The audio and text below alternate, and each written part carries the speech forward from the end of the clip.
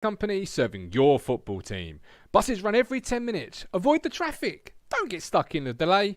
Get Ipswich buses today. A single £1.20, a return only £2. Find out more information at www.ipswichbuses.co.uk. Ipswich Buses, proud to partner with Talking Town.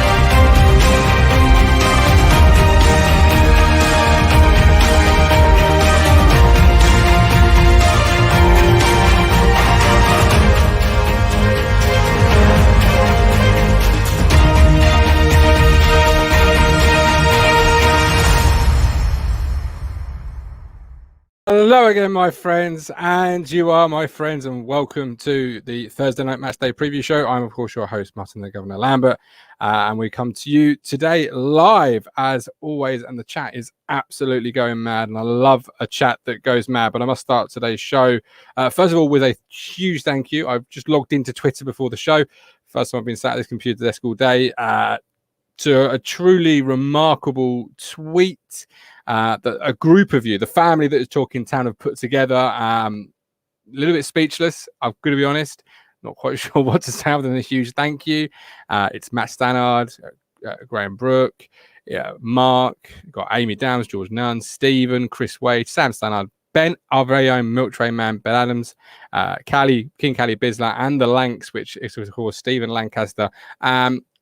And maybe a few more of you. I don't know if your name is not there and I've missed it, and I'm truly sorry. It's not intentional, but thank you all. You have sent me to the FCAs. So that award I've been sort of droning, as some would say, on about, trying to get us to win it. You sent me, and I can't thank you enough. Honestly, I'm not quite sure what to say other than thank you for your generosity. And thank you for being the amazing Talking Town family. And speaking of which, obviously, we lost one of our best ever players on this day a couple of years back in the legend that is the Beat. So our thoughts are with his family and his friends today. Truly, from what I hear, one of the best players to ever grace Portman Road. Sadly, I never get to saw it. Coxie says, Talking Town, how you doing? We're doing okay. Thank you to Coxie. Mark Rattle, evening all. Hope things get better this weekend. Well, yes, we are here to talk about Lincoln, of course. We'll look back at West Ham first, then we'll look ahead to Lincoln. I've asked the guys and the girls, I've asked Vicky and Ben, sort of, would you take a 0-0, a Mick McCarthy dire 0-0 on the road this weekend as a point? Or is it win or bust? Is it boom or bust for our mate Cookie this week? It's obviously something that they'll be answering a bit later on. Emerson Feather, evening all. Who's looking forward to a trip to Lincoln? Sarah Davis, good evening. Matt Stannard, one of my colleagues, the same little smoke alarm as you. The Canary edition. He got it fixed today, though. Oh, are we going to get Stephen Parry's alarm fixed? That would be a rather glorious day. Let's bring in our main man, of course. He has his own business now. He may tell you a little bit about it in a second. He's, of course, our Milk Tray Man, Ben Adams.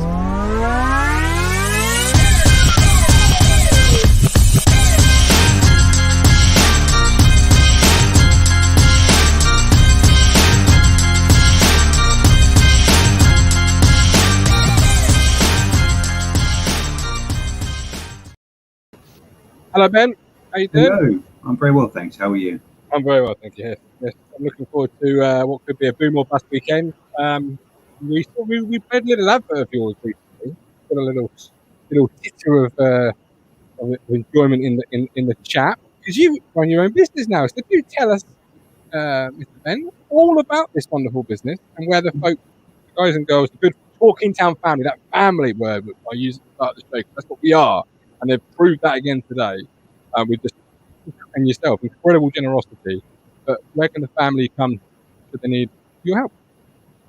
Yeah, so I hope you can hear me okay. Your sound was going really bad there. Can you hear me perfectly well? I can hear you, yeah. Can you hear me? Oh, there you go. You're back perfect. Yeah, it's it's about the first of it. It's well deserved for you, Gov. I mean, it's about the platform you've created, and about a family. It's about a person who has each other's backs, comes together, and also believe a family is someone who helps you celebrate when things are good, and we want to kind of help you celebrate, something that's been really hard earned.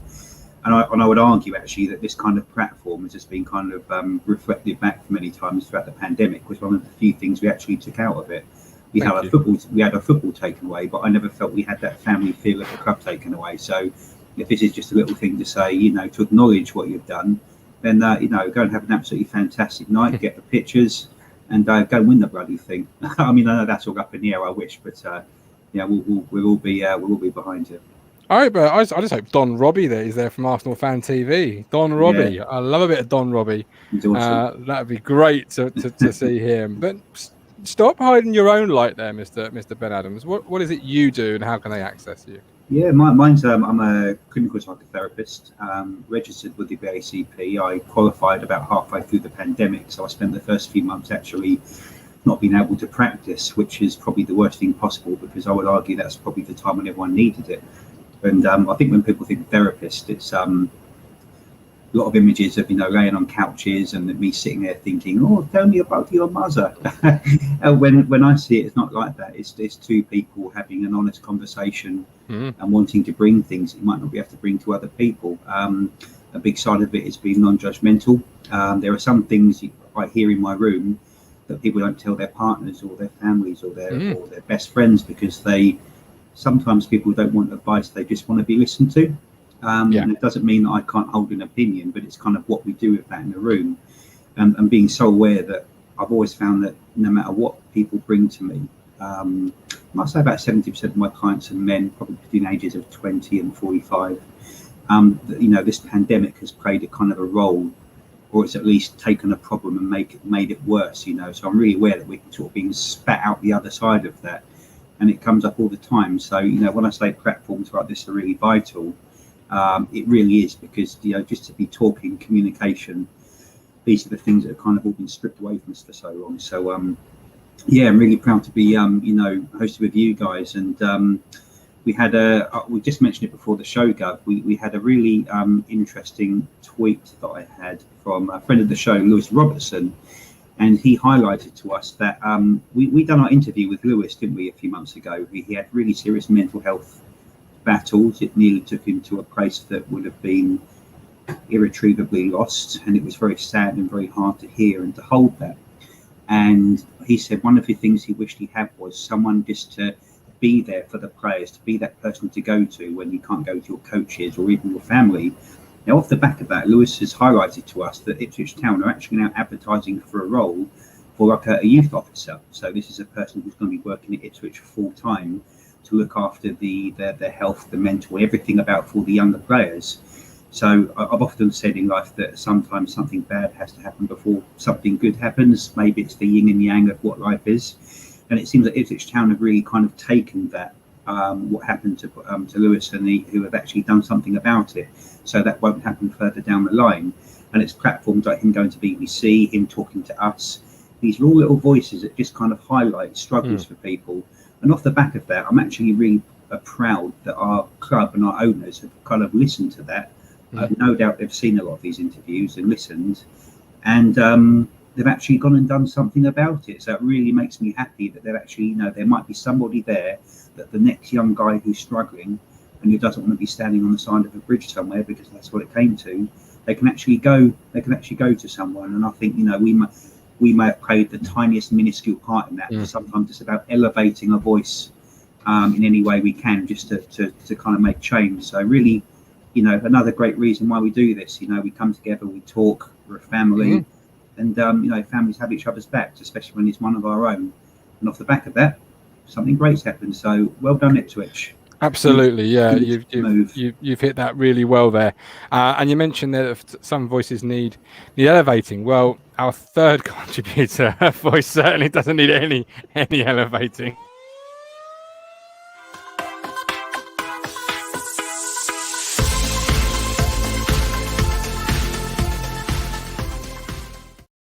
It's of course No Filter Yorkshire Vicky Henderson. Vicky, how are you? Good evening. Well, I'm okay. Yeah, I'm doing all right. I'm a lot better today than I was on Saturday night. Let me just tell you, because I was fucking furious. Really? I couldn't tell by the way you messaged me saying get that bleep machine out for Thursday, because I've got something to say and it ain't going to be pretty. Truly, I'm surprised to hear that you need a bleep machine. That's not like you at all, Vicky. Surely. No, not at all. Not at all. Well, that was Saturday. So since Saturday, we've since had another issue, capitulation, loss, defeat, embarrassment. Which way we want to shake it? Obviously, West Ham was midweek Tuesday night. The show did fantastic numbers, so thank you everybody who's watched that show back. Was it as an embarrassment, as some are saying, or have we kind of overreacted to it? What was a third string team getting beat by West Ham juniors? How do we see that Tuesday just gone? Then, Vicky, if you're upset after Bolton, how are you now post West Ham? Well, I kind of just calmed down to for the Tuesday match, and then it just starts all over again, doesn't it? It's this perpetual roller coaster with Ipswich, and you never get off it. I was annoyed with the side that he put out. I mean, why the fucking hell did he put Holy in there? There it is. Fucking there hell. It is. I could have done better myself in heels. You know, just somebody explain that to me, because I have absolutely no idea why he did that. Ben? The truth is, I don't really think I have any answers for you. But if I did, then someone more qualified than me would have actually done it by now. I think West Ham felt worse because it was on the back of Bolton. And look, this is we're no strangers to going out against small teams or youth teams in the cups. If this had been any other season, would have just said, "Oh well, we're rubbish in the cup." You'd have written it off as just another Ipswich thing to do, written in our DNA. But it's timing, and everything in life is timing. And unfortunately, it was off the back of Bolton, which was an absolute. I was there. I saw the fifth goal go in, and I just thought no. So I think it's bad timing. I mean, what can you say? We lost against boys. Boys Bad beat timing, men. but timing of his own doing. Because Vicky's mentioned the team selection there, Ben. This was a free ticket game that the club gave you as a way of saying, I believe from memory, thank you for your fantastic support. I'd rather they just don't thank me next time. Thanks very much. I may be remembering that wrong, but I thought the free ticket was a way of saying thank you for your fantastic support. Here's a free cup ticket, which I took to mean any cup game I so chose. They then said, here's the ticket to West Ham juniors, which, but is a glorified under 23s, particularly when the management then put out the team they did. But when he did put out the team he did, are you surprised because of the fact he's not yet won an actual game of football this season, that he didn't take the opportunity, as I was on Tuesday, to sort of defrib his side's season, if you like? I think I was more annoyed that he's saying that we need game time and players need to gel together. At this point, we need super glue. We're past the gelling point. But he then picks a side that are strangers. So I can't work that out. If you're gonna, the defence especially, they're not doing great. So put them in to that cup game, whether we win or lose. That wasn't really what I was mad about. It was the fact that we just fielded a side of strangers when we could have done an awful lot better. Ben? Yeah, I mean, absolutely. This consistency is key, and I was probably surprised by the amount of changes. But I think actually Cruncher made a really good point on the post show in Bolton. He says, "What if you put out the team that played on Saturday, your full strength side, and they go and lose again?" And that's actually a really good point, because you could maybe say, okay, a few of those players won't be playing in our first team, and nothing really matters at this point. But Cruncher's absolutely right. You put out your first team and they lose to a bunch of basically children. I mean, it's essentially what they are compared to what we have. That's a bigger problem than it needs to be. So I think maybe some of it was actually risk management. I think Paul Cook knows that if he stuck out a potential, all you guys are going to be playing Saturday and it's your place to lose, and then we lose that game, it's the worst of the two evils than putting out some fringe players. At least it's explainable potentially, whereas in the first team it wouldn't be. And don't get me wrong, it still hurt. And when that goal went in, I thought, yeah, that's I don't know. Maybe I sound resigned. I don't know. I'm not even angry anymore. There's no point. I mean, I think we're so used to it by this point. Then what's the point in getting angry? You know. But I am angry. I am angry because we were sold this vision, this dream. You know, Lord have mercy on Division 1 because we won't. Well, what a load of fucking bullshit. Because we're third from bottom of the English of the third tier of English. No, I thought we were. We're third. I thought we were second from bottom. No, just on upper brace. No, I thought we were third. We probably are. Could be wrong. Yeah. But I mean, come on, potato. FC, and people are absolutely pissing the pants at us. Yeah. Well, they are at the moment. I don't know if I subscribe to this though, Ben. To pick up on the point you made regarding if you send out your strongest 11 and they get beat. If McGranad will should be a bike. Like, what if they didn't go out there and get beat? What if they went out there and won 3-4-0, or even just 1-0? Doesn't matter. It didn't happen. What if we won the first 8 games of the season? So what? Well, no, because this is an opportunity you had, and so what you're dealing with is actually the same fallout as you would have had that day, because the fallout post game Tuesday wasn't, well, he played a lot of kids, you know, he played Caden Jackson and co. So you know, we're not really going to hammer him or judge him too much. It was still hellfire and brimstone. It was still get him out as if he had played the 1-11 from Saturday or the 1-11 that he'd brought in all through the summer. So because Norwood started, didn't he? Norwood played. Has he got his, because he played a game, has he got his long-term injury yet, or is that yet to be announced? No, he came through. That's still coming, is it? Okay, yeah. I'll look on TWTD tomorrow. I mean, maybe the attacking options was the only place I would consider rotating, because you've currently got Macaulay Bonne who's in fire, and you're not going to take him out of the whoever is fit. You know, because he's currently in that streak that strikers can go on. We are scoring goals, so it's not the strikers that I'm for fun. That I'm worried about. But he should have put a better defence and somebody who's not a big tree in goal. Or at the very least, Walton, Burgess, and Edmondson to keep in for 60 minutes and just keep that development going. You know, if it is the Pizza Cup and you have a bit of disdain for it, as when he listed his priorities off in the Q&A, you almost felt he did when he was last place. Maybe that's rightly so, but. Well, in that case, why not sub a goalie off in 2 centre-halves at 60 minutes? Why not? You know, if you have to finish the game with 10 men, finish the game with 10 men. Really strange substitutions and strange team selection, though, because I think, when was it? Was it before Bolton, where he stuck on Caden Jackson with, or was it Bolton? It was Bolton. Yeah, so stuck on. So thinking, why? I don't understand the meaning of that. Now, at that point, you think the game's lost. So, what do I want to achieve? And then put on Jackson to score 4 goals? I didn't quite see that, and I'm actually quite surprised Jackson's kind of still in the plans, because it actually seems like he is. There's a plan for him. I can't quite work out what it is, and with the quality of the people above him, I can't, in my wildest imaginations, unless he's assuming that 6 of them are suddenly going to get injured at once. Yeah. That's a bit of an anomaly. He's in Lambert's. Jesus Christ! Now I'm going back in time. He's in Cook's plans. I'll just say Paul, because every manager we have is called Paul. He's in Paul's plans, and I don't really know why. It's a very strange. Get that off my screen. And it's very, very strange. I can't work it out. So that worries me a bit. But you know, I don't know. Right now, compared to Cook, this man looks like the second coming of Tuchel.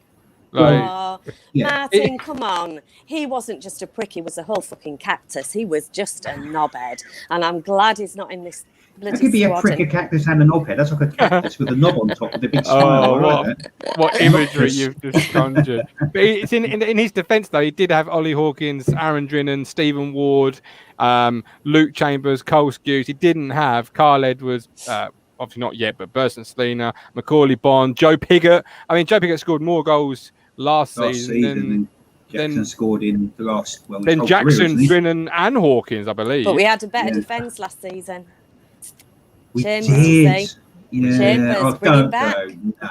No, he can't even stand the pitch for 90 minutes of culture. Crazy stuff. A few comments. White Fisherman. Clueless management guys made worse by panel and backroom staff. Michael Finch, who's to say if we had played a full strength side would have won. Matt Stannard, for me, maybe a Pizza Cup, but it's still a potential Wembley trip and memories for younger fans.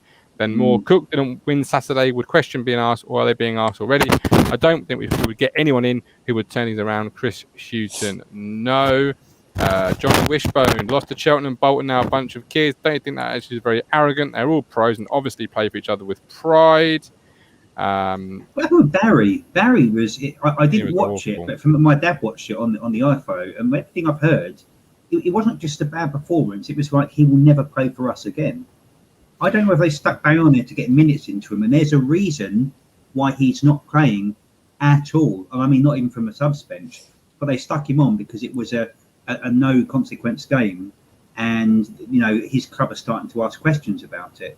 I'm wondering what's happening with Barry. I mean, something's happening there. There's a reason he is not touching the pitch at all. Even when we're 3 goals down of a 5-2 drubbing, he's still not getting on the pitch. And there's a reason for that. I would love to know why. We will win before Christmas. Doesn't say which Christmas, it just says Christmas. #believe. Fisherman, Tuxford agree. Fisherman, Barry was poor on Tuesday. And as somebody rightfully said here, Josh, Barry was on par with Aluko's debut.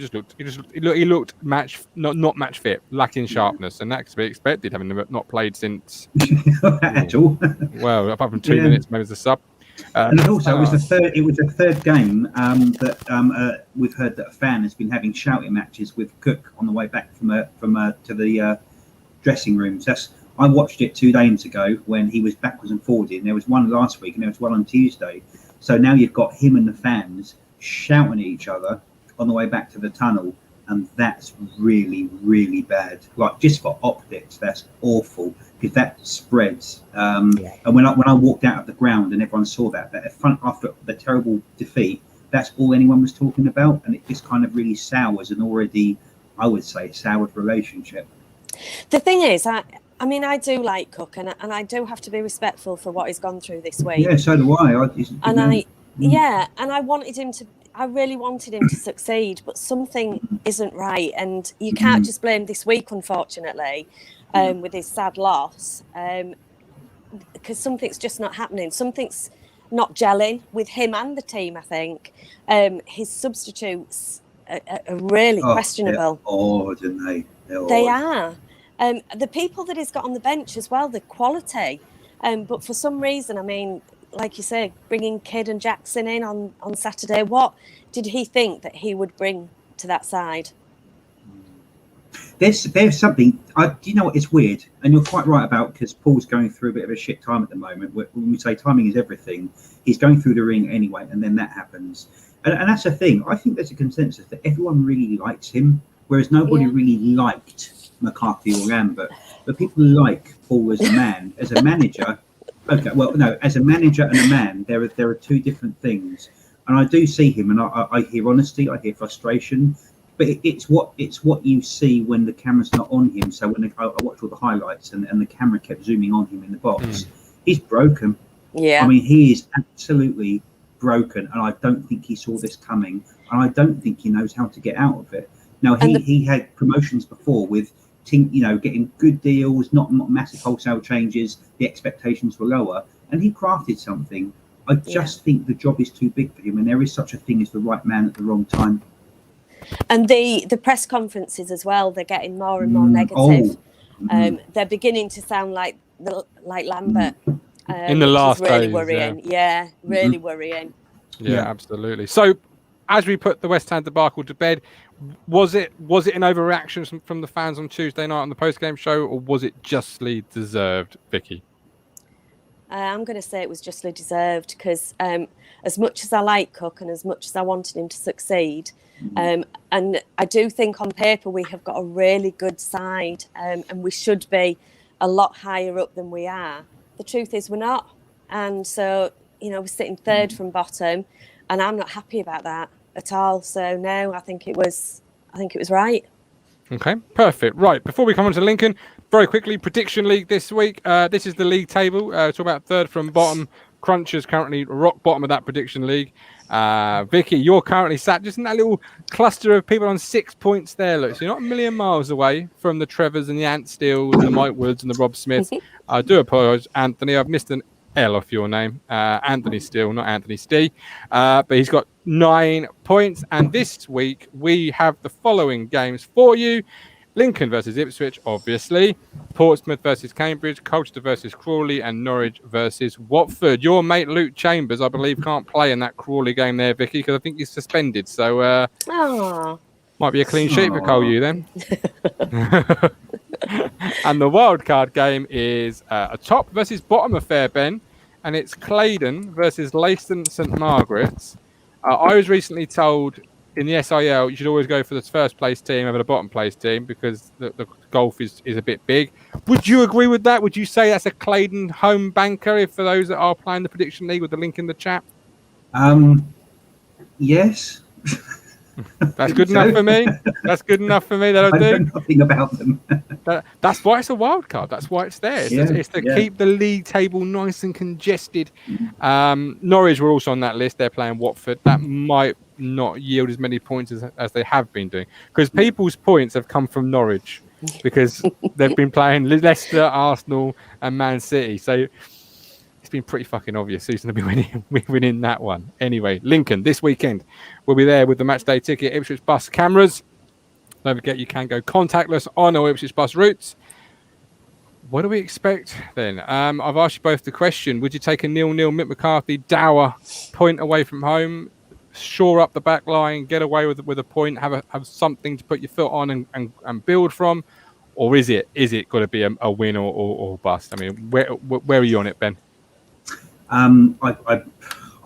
Christ. Funnily enough, I'm at a wedding on Saturday, and it starts at 3, so I can't see any of it, and I don't think I've ever been more happy, to be quite honest with you. So it's fine, but I think I agree with the sentiment that we are shipping an average of 3 goals a game. I think now it's 2 or 3, 2.8, 3 goals a game. I would say, to shore up the defence. I mean, it's the part that's missing. Take the 0-0, and they're a good team. I mean, there is one argument to say that I think, hopefully we get spanked 7-1 and it might actually hasten the things that need to happen because it's not worked out for Paul. And in my opinion, he is not the right fit.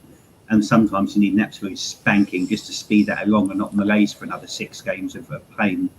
But if I'm going to be a bit more optimistic, I would say, go for a 0-0, go for a 1-1, keep the score down. I mean, a run has to start somewhere. And knowing bloody Ipswich will lose against Newport and Morecambe. We'll probably go and spank them 4-0. Who knows? we won't. Just so we know that. The league and the promotion's already gone. So I'm more concerned of what we're building for next season. And for me, you start from the back and go forward. You think this year's already gone? Why wouldn't I? Of course. It's only just gone 16th of September, Ben. Yeah, well, we're on course for conceding 100 goals in the season. We haven't won a game since Dartford in pre-season, and we're getting worse. We're on course for Division 2. But that's the reason to make a change. That's the reason, as Forest have done today with Chris Hughton. Sometimes, so speed it along, get spanked, make sure it happens on Saturday rather than in 4 Saturdays' time when we're even further adrift. Lee Anderson's bookmarked that. He's going to come for you. He came for. He's almost there. He was almost there with Crunch in the summer. Because Crunch said we'll never win anything under Gareth Southgate, and we came that close. And Lee Anderson was so excited, more excited to get Crunch, I think, than bring them to actually win the European Championships. But sadly, neither came through. So he's bookmarked it, Ben. He's kind of come for you, Vicky. I suppose there's a couple of questions there you could be answering. Is the season over already, as Ben suggests? That's the first one, I guess. I don't think it's over. My worry is if we don't get it together soon, relegation is going to be staring at us. Because I can remember 3 years ago when Hurst was there, and I was on holiday this time 3 years ago, and we were playing on a Tuesday night, and we didn't win, and we were rock bottom. And I said to my husband then, this isn't going to end well at all. And I have that same feeling, unfortunately. So whilst I don't think the season's over, I'm not full of confidence, and I don't think we're going to win on Saturday either. Okay. It's interesting. I see a comment here about faith. It was from Get Off Cookies. Dean Lomax, grow up. Get off cookies back. No, respect the opinion. Where's the faith? Okay, based on what? Faith is always based on something. Based on what? What have you seen to give you faith? Faith is taken from somewhere. It doesn't appear out of nothing. So you tell me where you see the faith, rather than blind faith. there's a couple of players that have come in just to play under Cook. That's my concern. That here's a band-aid. If he goes, who's coming in? I want Cook to succeed. This is the thing. I want us to start playing. What's that? Go on, Ben. That's a very good point about so many of these people have come in to play for Cook, and that's actually quite an underrated thing. Yeah, I think so. I think a lot of people have followed him, and now they're thinking, Jesus Christ, what have I done? Well, it is football, so there's two things. Will the players play for the next man? Because Cook will be gone in 4 games. There's no question. He's gone. So my question is, for whoever comes in next on this constant, painful merry-go-round, will the players who play for Cook play under that new manager? Now, he'll have a different system, and he will want his own players.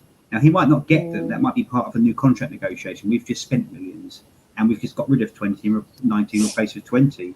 I'm already looking ahead, and you kind of have to, because he will go, and he will go sooner than you think. And that's because, what have I said since day one? I said this last season when we haven't won in 12 games. Do not underestimate the ruthlessness of the American owners. Oh no, yeah. For me, he's already gone.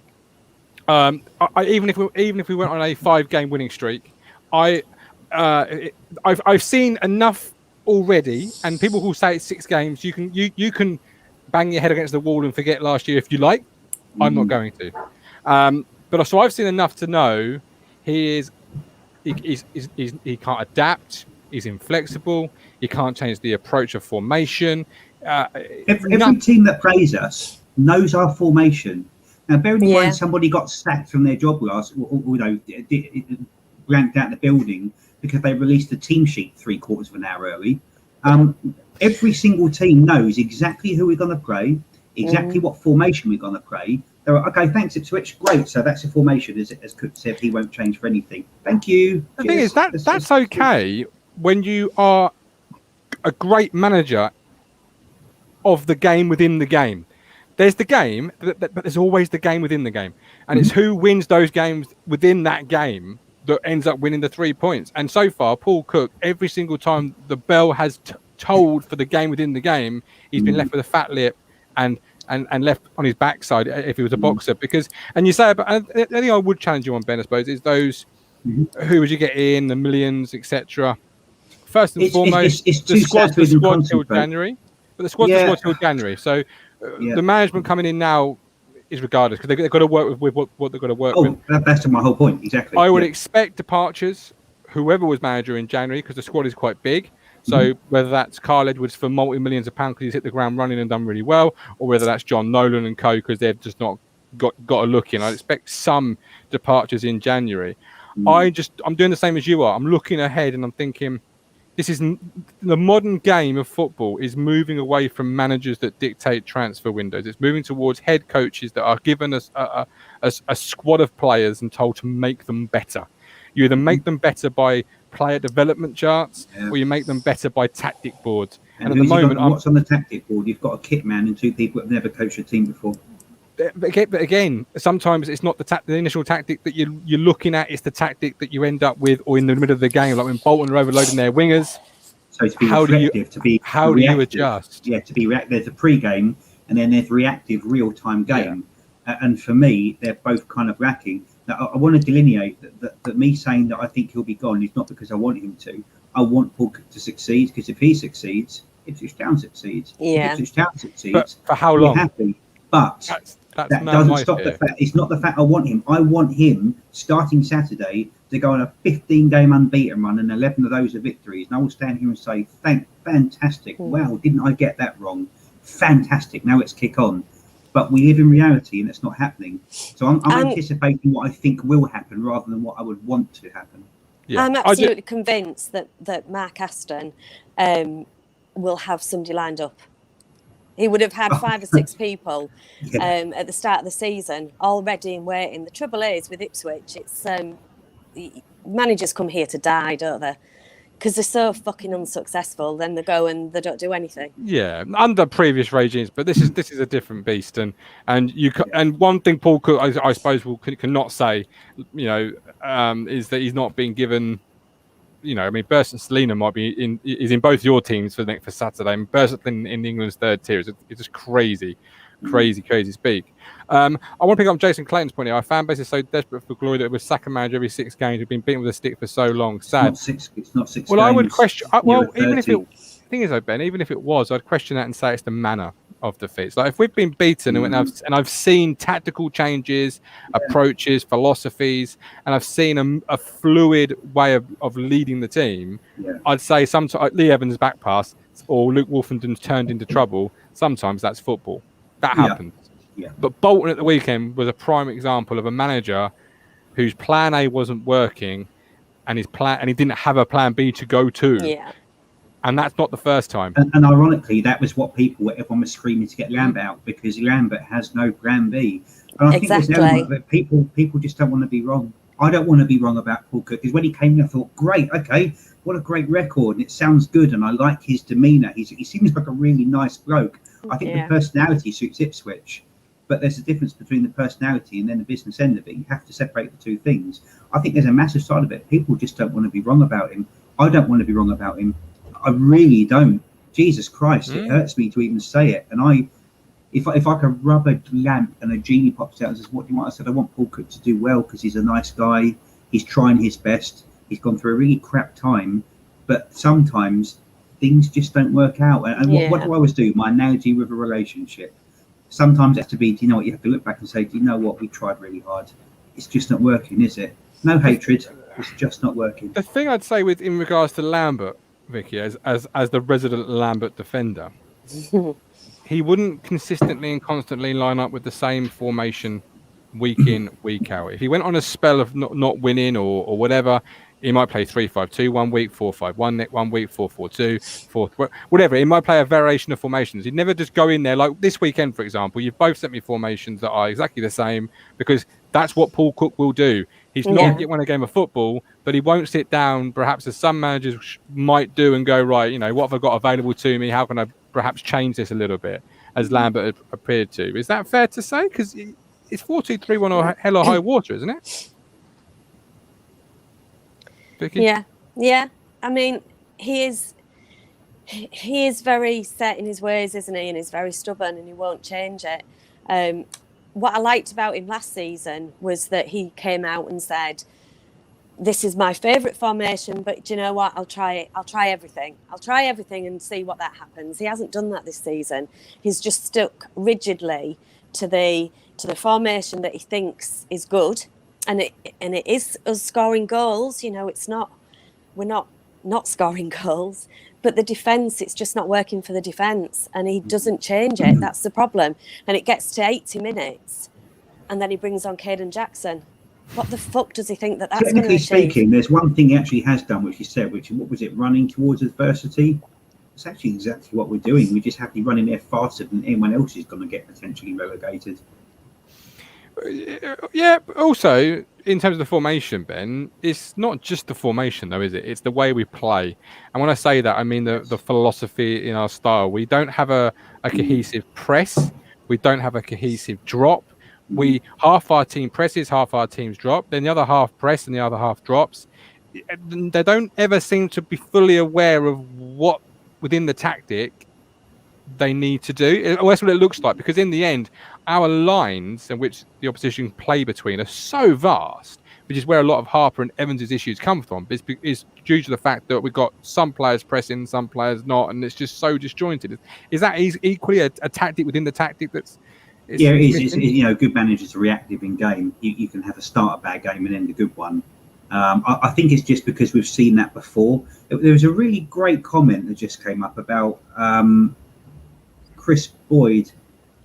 When they remake Groundhog Day, they should base it on Ipswich and real life events for the last 10 years. Victoria can be a tad more down to earth Andy McDowell. Every time I go to a match, I think I'm going to wake up and go, "And put your little hands in mine." I think it's just because we've seen this before. We all know how this song ends, because we've been there 5 or 6 times. Yeah. We can see, that wonderful cliche, the writing's on the wall. It was on the wall 4 games ago, and we've been here, and we've done this show a year ago. We've done this show already. It's just a different person. that's what hurts the most for me, because in the summer we were sold something differently. We were sold a vision and this dream that I spent £480 on that Yeah. selling. I put the money where the mouth was, and I But believe that may come. now. That will still come true. It's 5, 6, 7 games into the season.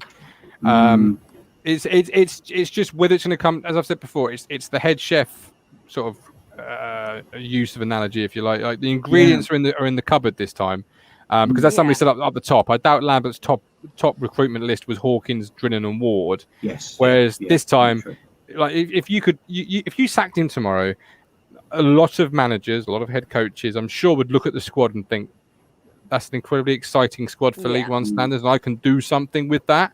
Even someone like Chrissy Wilder, who might not even entertain a League One idea, if he looked at the squad, was given the right sort of promises, boardroom level, in terms of, look, we'll give you, you're not League One manager, fine, come here for 8 months, we'll pay you well for 8 months, you lead us up, take us back to the Championship, restore the Ipswich Town's name, and in turn you can say what a great job you've done. But he would come because of the squad being so good, and it is a good squad on paper, of course. Whereas last year we kept saying, people kept saying, oh, we've got a great squad on paper, when in reality the squad was absolutely dire.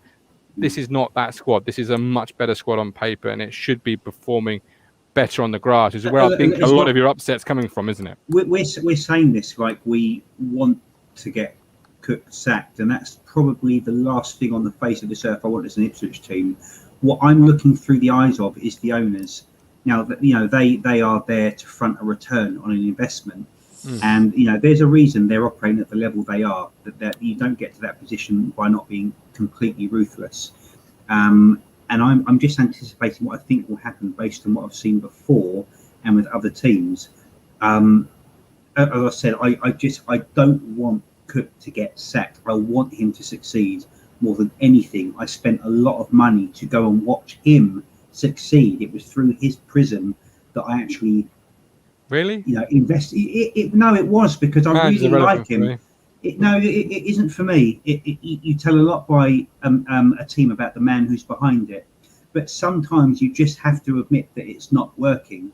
And worse things in life happen than a football manager leaving when things are not working. People have to make a lot tougher decisions than that in life. I can tell you that right now. I just fear that's what will happen rather than what I want.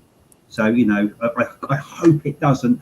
I hope Saturday is doing it again. It's a bloody poster behind it. Paul. I hope so much that Saturday is Paul's his opus.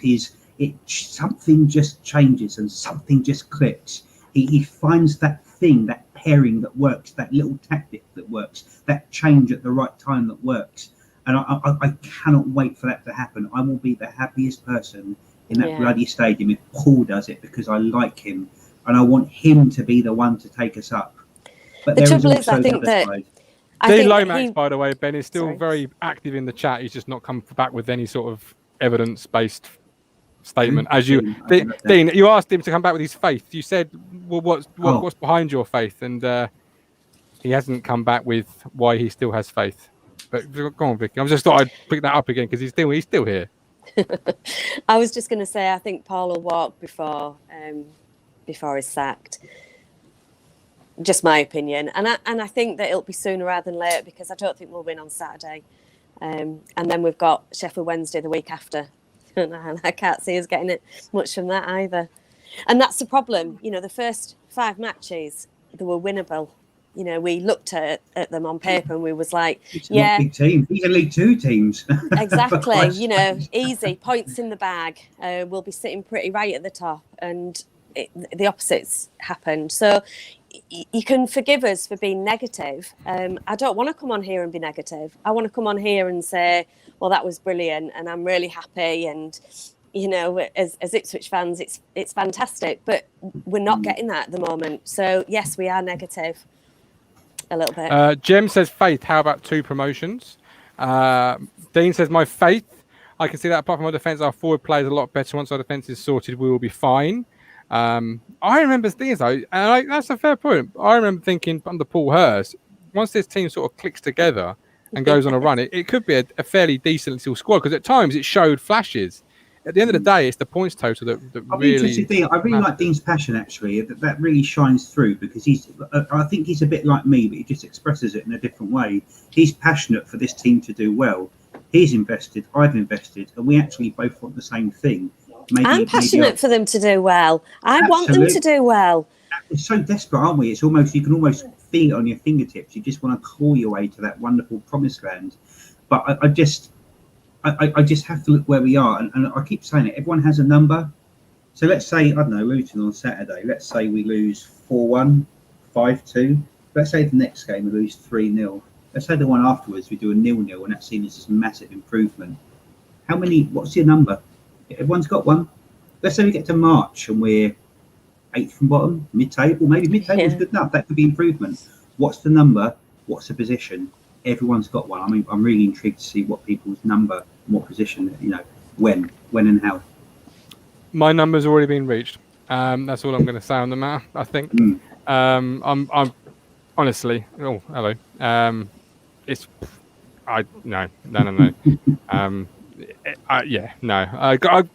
I struggle with what to say on Paul, other than that I would have given him his P45 on probably Thursday, this morning, yesterday, whenever it may be. Scott Sewell, they don't have no ambition signing on a guy like Paul Cook. Loads of players who don't have a clue, manager with no plan is clueless. We're all now comparing our passion. We're all looking at evidence, player quality, manager record, close results so far. Bolton. But the thing is, though, manager's record really is quite funny, because you also then get the argument about the assistant. The assistant is quite an underrated point. Now, I think Paul, sometimes you need a bit of help no matter how much success you've had. Now, if I want to see Paul Cook do well, I might think, okay, how might that be achieved? But then, I know what you're going to say there, Ben. You're going to say get him an assistant manager. But if he's already said he doesn't want one, if you're then making that type of maybe a boardroom intervention of look, Paul, I think you need this. Yeah. Well, then you're already calling his judgment into question. And once you start calling judgments into question, surely then it all starts to unravel, does it not? Or what do you think on that one? Would it be happening already? Well, no. His playing staff, his coaching staff. Sorry, his coaching staff, are they not? And it's for him to decide. Yeah. The thing is, if he had a number 2, then he could have taken over on Saturday. I don't think it was the time or place for Paul Cook to be there, to be honest. I can't believe for one second that his mind would have been 100% on the game, and maybe that showed. So if he had a number 2, maybe we wouldn't have been beat 5-2. Maybe something to pep him up a bit. We saw those pictures where he was very downcast. I was very aware that the people behind him were not kind of geeing him up. And he'd say the players need geeing up. And I know when he took off KVY, he kind of put his arm around his shoulder, which I really liked. And he probably says, look, it's not your game, but there will be another game in the future, which is great. I really like to see that. I was like, that's cool. So maybe there needs to be that assistant who's like, keep going, Paul, let's try this. That worked there. That was really good. But it fell down a bit there. What do you think was going on there? Just that opposite voice. Because it seems very lonely at the top, and it is very lonely at the top. It's part of the kind of the thing of the job. So I'm wondering, just for kind of Paul's own sake, because we all want him to do well, maybe that assistant, I'm not just talking about try this tactic, just to kind of have his back and to kind of get behind him on the inside, to kind of, when his head is downcast and we're losing 5-2, to say, to someone to do to Paul what Paul done to KVY when he came off the pitch. Yeah. That can make all the difference, because it is also a bloke who might just need that little impetus as well. We've invested in the squad. We've given him everything we want. Maybe the one thing that he's missing is just that bit of support from the inside, perhaps.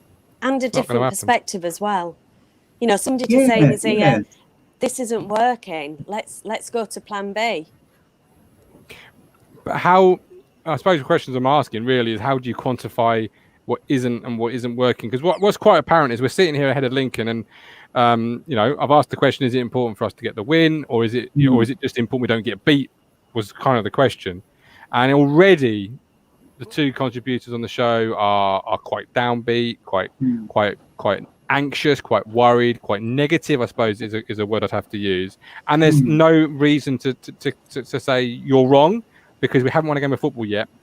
and haven't ever really looked like winning it. Even at 2-0 up against AFC Wimbledon, I never really felt we were in control.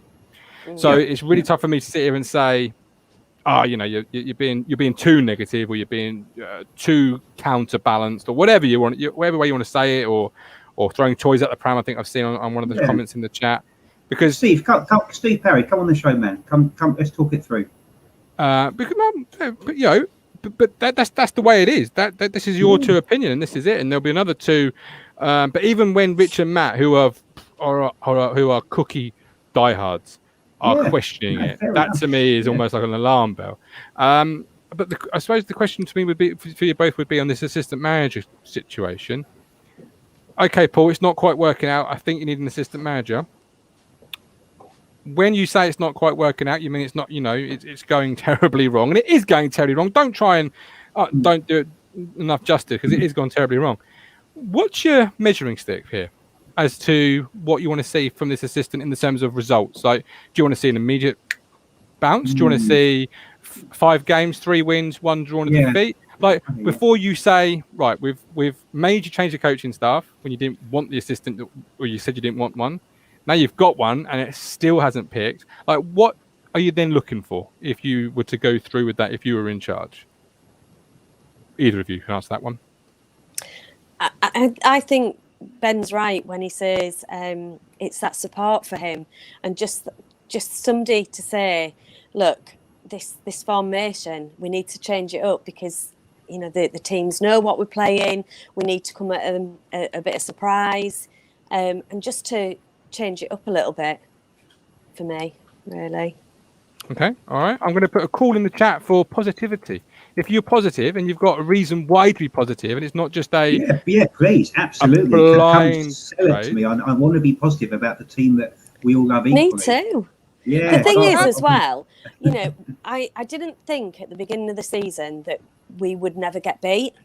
So the fact that we have got beat by Bolton, that's not what worries me. It's because there's no improvement from like the start of the season, when we were sold that it was going to be all singing, all dancing. We've got all these really good players. We were all excited, and then we've scraped some draws, and then we got this massive. We were beaten badly on Saturday, and I think that because of all that, we got into this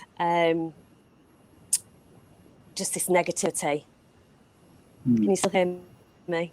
Yeah. Because let's be frank about it. You've played Cheltenham, MK Dons, AFC Wimbledon, Morecambe, Burton. Like, you've not played Wednesday. If the fixture just had been unkind and you had played Doncaster, Sunderland, Sheffield Wednesday, Burton, Bolton, then people could sit here and say you've played the best of the best, the creme de la creme of this division, and it ain't quite gone well. It's the fact that I think for a lot of people, maybe yourselves included, you've played what should be the bottom 6, or most of the bottom 6. The team I've always thought that's always tend to have done better against the bigger sides. I remember that being a frustration of probably the Lambert era, and probably before that those smaller sides would be the ones we would come undone against.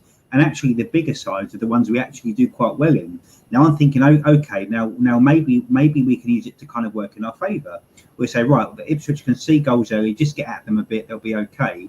And maybe we kind of use the anticipation of what we're doing as a kind of like a left turn. Like, okay, let's actually do something a bit different. Let's come at them. They're assuming we're going to roll over.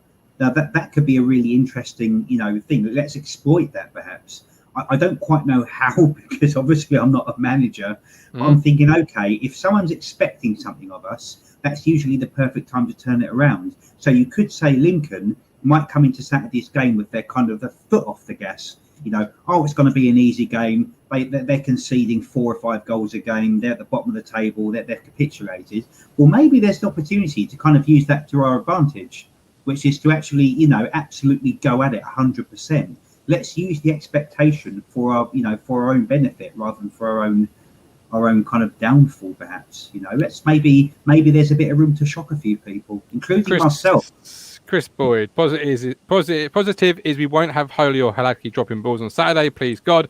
Not sure how better Walton is, but it has to be better. Mr. Ipswich Town, you've picked up the link, you're running with it. Welcome in. How you doing, my friend? You've been on before. Nice to see you again. Yeah, how you doing? How's things? Yeah, good, mate. Really good. You? Yeah, I'm not too bad. I know you're trying to bring people on to be positive. I find it hard to be positive. I am. And that's fair enough. That's completely your right. Talk to us. What are you feeling? Do you know the worst thing is I'm actually not feeling anything. It's kind of disappointing because like usually when Ipswich lose, I'm like a bit pissed off about it. But right now I'm just like it's a norm now, isn't it? You know? Yeah. I'm feeling nothing. And isn't Ben. that depressing? Isn't that depressing when this is the norm? Yeah, I want to be able to be really happy on a Saturday afternoon at tea time and when we've won a game, because I can't remember the last time that happened.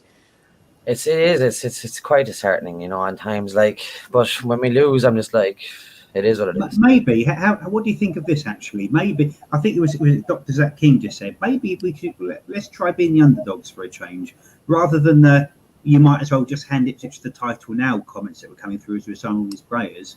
Maybe we'll be better with it as underdogs. Maybe just all that pressure taken off us. Let's be the underdogs for a change. Everyone said we're going to piss this league and we're too big for this league. I've never really bought that. You are the league you deserve to be in. So maybe let's treat ourselves as, this is going to be harder than it is easier to actually win something. I mean, maybe that's a mentality shift rather than a tactic shift. So let's go into games thinking, we're the underdogs here. We're going to have to work twice as hard to get a good result. We can do that, Ben, but I don't know if the players can. Well, maybe if you've been, imagine the contract you've been sold. We're going to do massive things. We're going to get, we're incredible. You're at the precipice of this rocket ship to Mars. Well, maybe the thing should be, no, we're actually not. We're the underdogs. We're a brand new team. There's 20 players. We're starting from step one. Maybe it's just a shift in mentality rather than tactics. Maybe. I'm not sure. I know, but don't pick me up wrong. These are professional players. They should know how to gel pretty quickly. They've been playing pretty much all their lives. We shouldn't have to be looking at ourselves going, oh, we might get a draw here at home to Wimbledon. We should be looking to beat every team. Simple as that, with the mentality. We should be looking to beat every team. We should be going out every game trying to win every single time. Sometimes we might not win. That's fine. I can accept that. No team can go unbeatable. I get that. But we should be out there every game saying, it doesn't matter if we're 1-0 down, 2-0 down. We're going to go out there and try win that game.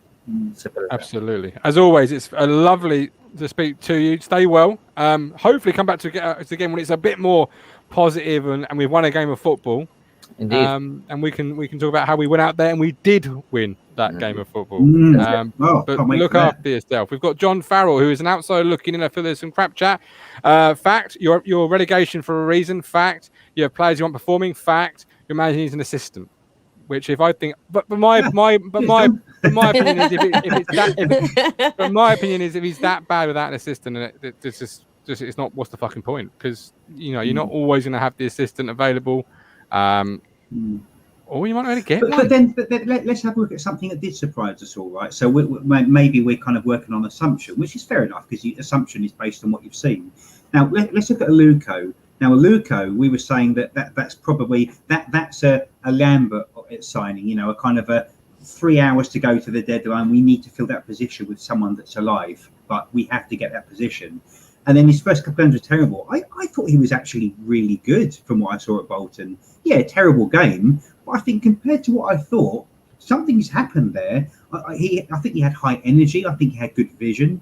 I think he actually seemed to have quite a good physical presence as well. And a kind of a good footballing brain. The passes he was making, I thought, oh, okay, even I didn't see that one. That's interesting. And if someone like Aluko can come on and completely change my mind, like, okay, wow, where's this guy come from? Maybe there is a bit of hope for that. Maybe the defence as well. I mean, if the next player who does an Aluko is maybe Edmondson, for example, I mean, that's got to be a really good thing. I mean, because that's where that improvement needs to be. But I was surprised at that, and in a season so far of disappointment, there's a bit of room for surprise. All right, let's bring in Peaky Blinder Mark Tuxford, hashtag positive. That's what we want. That's what we want. A bit of positivity. You've heard the pessimistic duo there, and myself, to be fair. But what are you feeling, Peaky? Positive. Yay! I think, at the end of the day, we don't, we didn't see this season as kind of 6 games without a win, but I also didn't see this season as being, pissing the league and winning every game. So it's, it's an overused word, gel, right? But I think, we've got a manager there who's had 2 promotions on his CV. We have a completely new team. Anyone that was here last year is pretty much gone, other than 4 or 5 players. Mm-hmm. And I think it's time to kind of look where we were, under Evans, under Lambert, even under previous regimes from that as well. We had no strategy, no plan or anything like that. We have owners now that will cut Paul Cook loose if we're not doing the job. But I think 6 games is harsh to say that he needs to go. What's your number? Sorry? What's your number? What's my number? I don't know. I mean, I'm saying kind of like mid-October. Okay, yeah, fair enough. Yeah, mid-October. And I mean, kind of look at someone that also didn't particularly succeed, who did a similar sort of thing, was Paul Hurst. He was relieved from his sort of job around that kind of time, I think, before. Did that work?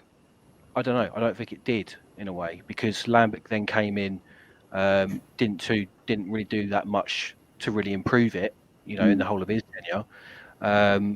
I suppose with compared to Hurst, he was bringing players in from League Two. Wasn't such an overhaul as what obviously Cook has done to this team, but it needed to be done because no one else has done that before. So we are going to have to be kind of patient in that respect. But I also get what you guys are saying from a point of view that it has been 6 games, we should be doing better and stuff like that. But I think we should be looking from a more of a positive outlook and not getting too carried away. I'll take that. That's fair enough. It's not done by any stretch of the imagination. It's 6 games. We could go and win against Lincoln, and we could put a run together. Yeah, it's not done yet. Wouldn't that be awesome? And you're right. I think it comes from a place of probably frustration. I think because I can only speak for me. I was so desperate to think that this might be the one year that I can take my nephews to football and they can see something really good.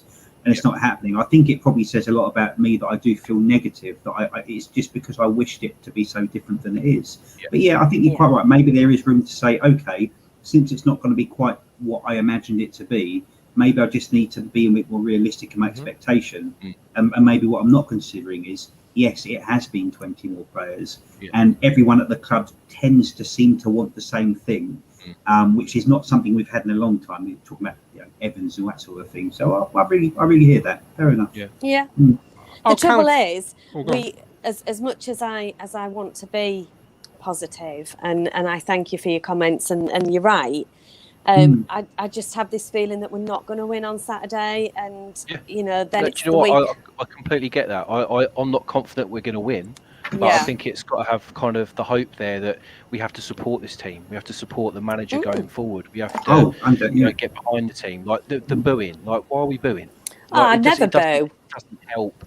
Players. It doesn't help a manager, and it makes it more of a toxic atmosphere. We're welcoming fans back into the stadium after God knows how long, and we're booing at a football game. Like, we shouldn't be doing that. This is absolutely not.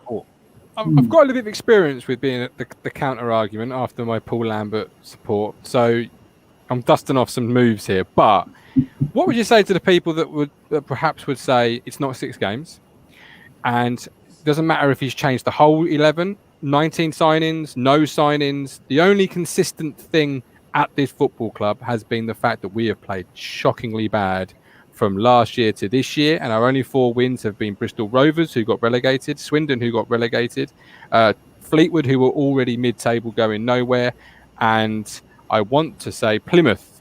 Those are your 4 wins, and he's had a lot of games. What do you say to those people? I think in terms of last season, Cook will be first to say, completely forget it. It's got nothing to do with it in terms of, the players and the turnover. And he's right to a certain extent because, you know, it is a completely different team. Do I think he should have done better with that set of players? Yes, I do. You know, I'm not sitting there saying he shouldn't, because he had good players. He had, like, I rate Troy Parrott. I think he's a good player. You know, getting the best out of them me kind too. of players. Yeah. But also, we were a team back then. We were a team that just stagnated. You know, we weren't really up for it. Players got comfortable. This is a new team of players trying to settle and trying to come together, but it's not going to happen overnight, and it's not going to happen after 6 games, and we've just seen that. But at the same time, we still need to give that support to the manager, to these set of players. You know, it's all very well saying people having, you know, he needs to get an assistant come in, and, you know, John McGreal needs to come in. He's never coming here. He wants to be a manager in his own right. John McGreal's not coming here. He could be manager here in a couple of weeks. Well, yeah, exactly. His time. Obviously, he'd come then. He'd come here and be manager. Of course he would, but he's not going to come here and be, you know, second fiddle to Paul Cook, is he? But yeah, you know, whatever it is, whether it's an assistant manager or, you know, players not playing for him and stuff like that, these are his players now. You know, if he fails, it's on him. Of course it is, because, you know, the owner's invested in this team. Ashton's invested in this team. These are his players now. So there's no getting away from it. But I think we just need to give him a bit more time, a bit more patience, and see where we go.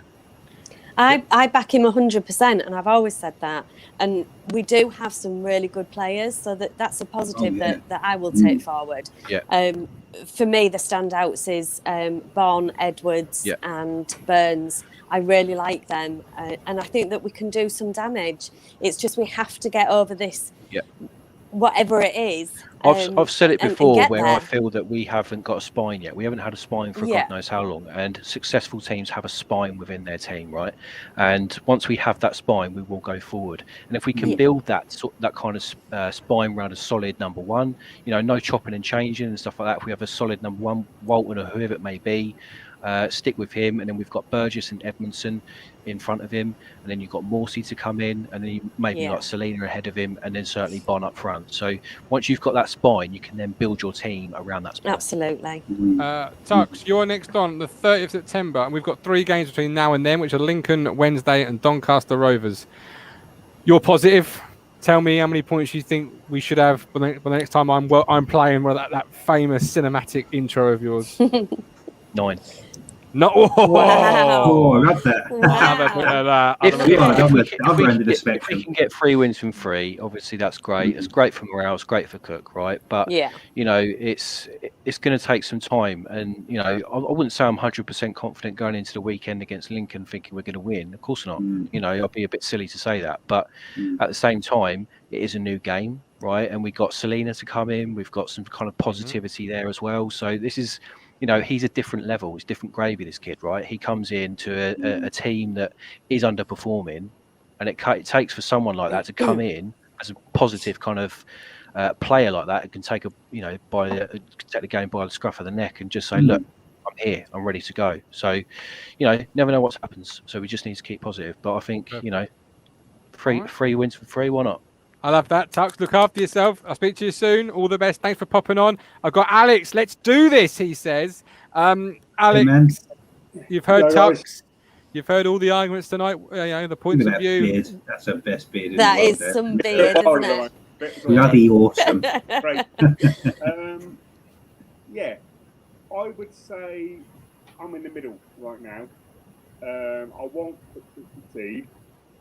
I think maybe Morsey being suspended has bought him a little bit more time. Because his argument will be, I've not got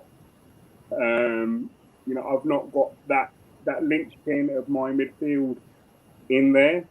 You know, because I was listening to the game on Tuesday, and Luke Hyam was very much saying, you know, you can see what Morsey's game is, you can see what he's here to do.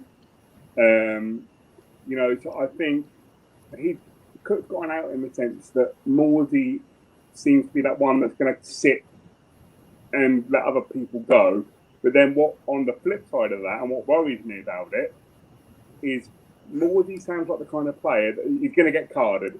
We know that. He's going to put his foot in. He's going to get cards. So what happens when Morsey gets carded, gets suspended, we're back in the same boat. There's not that backup player to come in and and fulfil that role. We've seen that Evans can't do it, Harper can't do it because they both go forward. And I think you've maybe got to look at it in the sense that Edmonton and Burgess, that was their first game together on Saturday. They need time to come together and build up their partnership. They need to build a relationship with Walton. And they work as a three. I don't think anyone expects KBY to pull off the pitch like he has. And then the fact that you're saying Ganoi Donatian, everyone's saying get Donatian, and I'm one of those. I think Donatian is the better player right now. And the fact that we're saying that after what we went through with him last year is worrying. And I think we've got to be. We all want Cook to succeed. He's been through a heck of a ringer in the last week, bless him. Losing your father, that is horrible. And I called it out on Saturday. I went out and said, if what we've said, if what we're hearing about Cook and his situation is true, then the fact that people are calling him out for being shit and and all that's not good. That's not the Ipswich way. And I've said this before. It's not good. But we have a role to play in this. Yeah. But at the same time, he needs to give us something to justify that faith. He needs to do something to justify that. But I do worry that what isn't helping is that there's still this sense of entitlement of we do not deserve to be here. We do not. We're a championship side, or we're a premiership side. Right now, we're not. So forget that entitlement. Forget that attitude of we're bigger than we are. We need to sort of come together and just do something. And I think what we've got to remember. I think for the last 13 years, we've maybe had a regime. We sit under Lambert, it's under McCarthy. It's not going to change. But I think the lesson we've got is that the owners will make a call if it's not working. At the end of the day, they're playing with people's pension fund. Can I ask you there, Alex? Because you say entitlement. Is it entitlement, or is it? And this is a word that Ashton has used himself a lot over the summer. Is standards. Is the standard of Ipswich Town Football Club that while you are a third-tier side, and yes, you're right, you find yourself in England's third tier, so you've got to come to terms with that. But there's a standard of how we operate within this division and where we sit in the division, and that may not be first and second, but that may well be we are a top 9 side, we are a top 6, and we conduct ourselves as such. And when we fall short of those standards, as we then have these analysis, a review, a look at where we're falling short, because we didn't just fall short this season with the form guide in terms of a top 6. Well, and overall position. It was also last season. So, entitlement or Ashton's favourite word, standards. I think it's a little bit of both. If I'm being brutally honest, because I think the standards haven't been there, and the standards need to improve. And the way you do that is you teach it this way.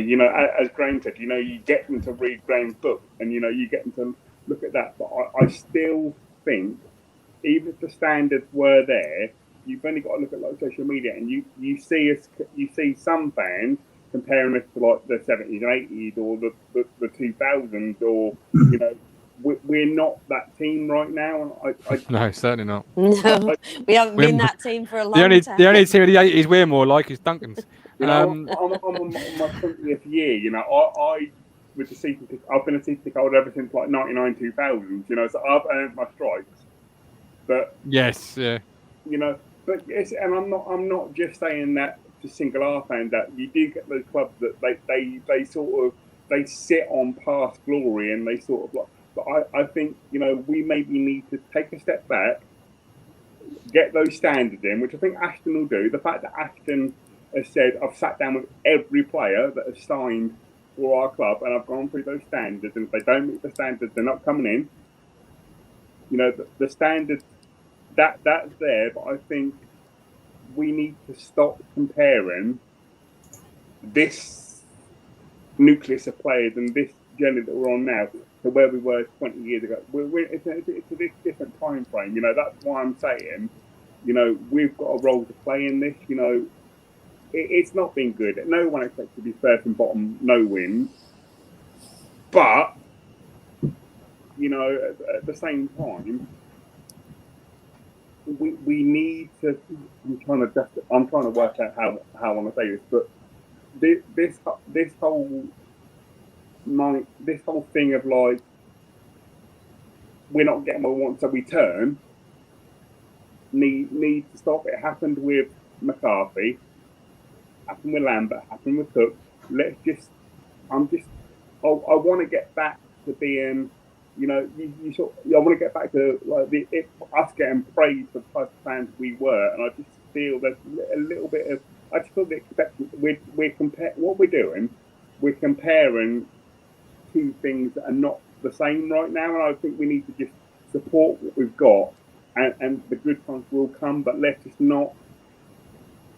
It's like if you compare it to a car, it's like getting your first car and saying you want a Tesla and you end up with a Lada. Teslas are much more reliable, trust me. They certainly are. Do you know what I'm trying to say? I think we're basing our expectations on the past and the history we've had. Let's base those expectations on now.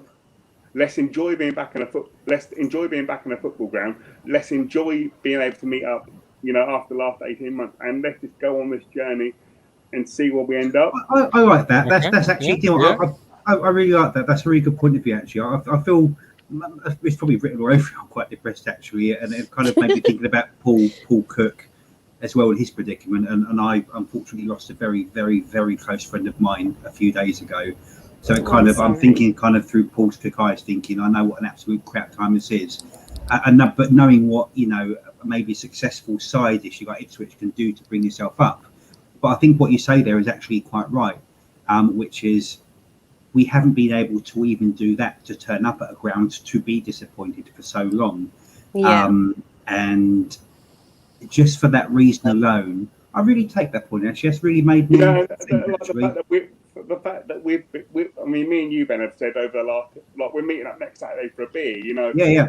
We met up, me and Martin have met up countless times at the Sarah Elf, you know. Let's just enjoy being able to do that rather than sit on iFollow that buffers every 30 seconds with a shit camera angle, you know. It's very true, actually. I agree with that. That is my positivity. It's the people. I love that. Let's just enjoy being able to wake up on a Saturday morning and be like, right, yeah, got football, be in the pub by 1, couple of beers, you know, some dinner, go watch the game, and then just, you know, let's just enjoy after the last. Yeah, I feel that. The last 18 months have been so shit. You know, and we've lost so. I feel you. We've lost so many people, and we've lost so many friends. We've lost so many of our Ipswich Town family through the virus, and, you know, just life. We've lost so many. Let's just enjoy being back together. Let's just honour that journey, and let's just get back to enjoying football as a collective, because this platform has brought. We've got a whole new town family now, because we are the Talking Town family. The amount of times I've been walking up down to the town centre with my hoodie on, and people know us and people want to be part of it because of what we build. Let's just enjoy that, and all the other stuff will come. They can't take away. They can't kill the passion that we have for this club. They can't kill the passion we have for football. They can't. No one can ever take that away from us. They should bottle you. You're brilliant. Absolutely brilliant. Let's just you know, I lost one of my best friends for 15 years last year, you know, who would love to have been on this journey with us. He would love it. And let's just be thankful, guys, for the fact that we're here and we're able to go on this journey, wherever it may end up. And let's just stop arguing between each other, because it doesn't flip and achieve anything. You know, we all want the same thing. You know, stop arguing on forums. Let's get behind the team. Let's get behind whoever the manager is, whether that's Paul Cook or whether it's the fact that Paul Cook, you know, it's not the right kind of team. Let's get someone else in. but just get behind and stop thinking that you know better than everyone else and post it on social media. That doesn't help. Oh, I'm going Saturday, so I'll be right behind him every bit of the way. Alex, it is a real pleasure to speak with you. I hope you're having a nice weekend, and hopefully I'll bring 3 points back with me. But thank you for your very wise and very good words. Look after yourself. And I want to see a picture. I want to see a picture of you, Alex, wearing that hoodie up and down Ipswich Town Centre. I want to see. I want you as our new match day announcer. That's what I want. There's a gap in the market there. Get on the next match day announcer. That's what we need. Right in the middle, doing all the stuff. That's you. Before I go, I came out of the, when was I? Three Wise Monkeys before the Wimbledon game, and literally, two guys. I had my hoodie on. Two guys came out and said, "Oh, Talking Town, we love you guys. Thank you for what you do. Let's just focus on what we've built. Let's not tear it down. Let's not tear down what we spent a year and a half. Let's not tear down what we spent a year and a half building, and we spent the last year and a half going. We want to get back. We want to be back together as a family. Let's just enjoy that. Come on, guys." I agree. All right, get back to Brienne of Taft, man. Absolutely. Look after yourself. Fat Stannard loves it as well and says, I always wear my hoodies to meetings. So Matt, I want to see a picture of you wearing your hoodie to meetings. Talking Town goes corporate. Love that. Ben Moore, I've said before, I don't go for the game. I go for the Talking Town family. Me up with Sarah Alvin talk football. Blinded by the light, like the weekend once sang about after Newport, having a laugh with the Talking Town family. Yes, I mean, if you watch the first show back, even Vicky's on it, and we've got to adjust the camera height because I go to interview and it's, oh, you're down there. Just about 2'4". Matt, has anyone seen Three Wise Monkeys do bottomless beer on Saturdays on Prosecco or gin? I've only got time for one, so I'm going to bring in the one that's going to speak the most amount of sense. It's Lee Anderson or it's the Fisherman. I'll tell you what, I'm really sorry, Fisherman, but Lee Anderson pips it this week. There he is. There he is. Don't you? That's a very rude signal you're giving me there, Fisherman. For how rude. Anyway, Lee, welcome, and how you doing? That's true, Mike. Mike, it's true. It's true. Everybody knows it, mate. Everybody knows it. Everybody knows it. I hear Mike's voice too often. He leaves me WhatsApp audio messages, and I don't like audio messages. I can't stand him. I can't stand. He's gone now. He's done a flounce. How the FNL can I follow Alex? Hey, how the FNL can I follow him? But anyway, there is some pictures of Alex. Actually, I saw it as either there's a picture or there's one of the videos of the goals. And I think, if I'm not mistaken, Alex is in the Sir Bobby Robson, and there's a picture of him celebrating with his Talking Town hoodie on. I've seen that. So that's great. That's great. So positive. Come on, let's be positive. We've got to be positive, haven't we? Look where we were 12 months ago. Forget the league position. Evans or Game Changer 20? Game Changer 20 every day of the week. Yeah.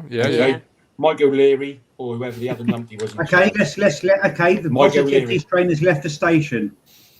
Okay, Game Changer 2020. Next one. Mike O'Leary. Next one. Loving this. Choo-choo. Next one. Yeah. Choo-choo. Next one. The players. Apparently. Apart from the only two that I'm going to mention, Dizelle and Downs. Oh, for fuck's sake. Could we do with them in midfield now? No. Too much. Harper and Evans. But anyway, so that's another side thing. The only question we have is over Paul Cook. Will he succeed? So if you put Paul Cook is just part of the whole picture, isn't he? He's part of everything that we've got. The fans have to take their part as well. And Alex spoke about that, so I won't say that. But at the end of the day, we have new owners that have a plan, that have backing, that have all been successful. I know you could say that about Evans to a point, but we're funded. We've got O'Leary at the helm. We've got Ashton. We've got all the other backroom staff. This club is going in one direction only, and it's going to be good. Whether it's with Cook or not, that's another story. But this club is in good hands, and it's going to go forward. And we have to just take some stock. I mean, I went Tuesday night as well. I mean, what the hell was that all about, okay? But you've got to be negative about the performances because you can't be positive about that. You can't be, right? We haven't won in 6 or 8. It's actually 8, isn't it? Because we've lost in 2. I just let the dog out. We've just lost in two cup competitions as well. So you can't be positive about the results. But the end game is it's a long-term plan. These guys will not make rash decisions, but they will make the right decisions at the right time. And that's what we've got to be positive about. We've got to believe in that, haven't we? We've got to believe in that because I think that will happen. It's going to happen. It's going to happen. Honestly. I hope so. Just stay with it. That'd be awesome. I think we'll need it. We'll need it. Only you, Lee, can still bring Dazelle up, even now. If we get beat Saturday, those Extinction Rebellion people, can you stick some on the A40 on the A17 for me on the way home, so I can run a couple of them buggers over because they're not stopping me when I'm upset on the way home fuck on me, you can't be saying that went to a dark place. Jesus Christ, Richard, where are you? Yeah, fuck. Oh. God. I take it back. I take everything I said about Lee back. You can't. Lee Anderson's comments there are not indicative of the platform. I do not wish to run. Avoid the motorways, for God's sake, especially if you see him in the car, for goodness sakes. Lee, what are you doing to me, mate? That was a joke. I wouldn't run him over on purpose. I would just Your Honour. But, yeah, you need to say that for the legal team. Yeah, but seriously, I think we just need to. It's really disappointing. I mean, my lad's beside himself with the performances and the results and that. But we've got to. It's not a climate change. Whatever the time is, I know Ben, you said earlier about you were asking people how many games it should be. I don't think there is games. That doesn't worry me. It's about the state of the club and where the club is. Are the players responding to what Cook's doing? There comes a time when everybody knows that. When it's time to make a change, I don't think you can say, right, at the end of this month, it's going to be the end. We're going to move people on. We're going to get rid of him. It's got to be about the collective. But they have a plan. They've said all along that they don't get too high if they lose, and they don't get or too low if they lose, and they don't get too high if they win. That's a Lero. Now we haven't won yet. So if we do win on Saturday, or when we do win, it doesn't mean we're going to win the league. It just means we've got 3 points. And we move on to the next game. We've just got to be calm about things. We haven't been sold a pup or a lie at all. It's there. It's all there to see. Everyone who thinks that should go back and watch all the videos at the start of the season. Is it kind of silly when we from had the all the people on? above the team? These guys mean business. Honestly. Mark Tuxford says he sounds like you're in the bath, Lee, but we know you're not allowed in baths. No, I'm in the kitchen. I'm in the kitchen. Right? Well, standing up. I'm not sitting on the floor. It looks like you're kind of leaning on the floor like this. No, I'm on the worktop. I'm not sure. I'm standing on the box. Ah, got you. It's great to see Vicky because she makes me and Matt look sore. Leando is in the bath. He certainly is. Lee, we appreciate you, buddy. Look after yourself. We are back tomorrow at 8:30 with our press conference reaction show. Myself, Matt, and Rich will be pulling apart the Paul Cook presser, seeing what we think he really means with what he said. We'll be looking at your 1 to 11. So if you've got a 1 to 11, get it sent in to me either on Twitter or Facebook. Send it my way and we'll get it on the show. I'll show both of yours, although I do think there's a bit of collusion going on here because they were both identically the same. Almost like I was talking to the same person. But we'll get on the show. Don't worry. The only last thing I've got to ask of you two before I ask the audience to either go to head to Ko-Fi, support us, or subscribe to us, or like this video, is to give me your score prediction, please. Vicky, have the positive crew swung it for you? Have they turned your opinion? Well, we average 2 goals a game, so I'm gonna say 0-0. 2-1 to Ipswich. There you go. So Mark Tuxford, Lee Anderson, Alex, take 8 in bow because you have turned Vicky from I can't see us winning to not only winning, but we're scoring 2 and only conceding 1. You got to believe. Start your own party political broadcast company up because you'll be well away. You've turned the opinion. Work harder than ugly stripper. That's all.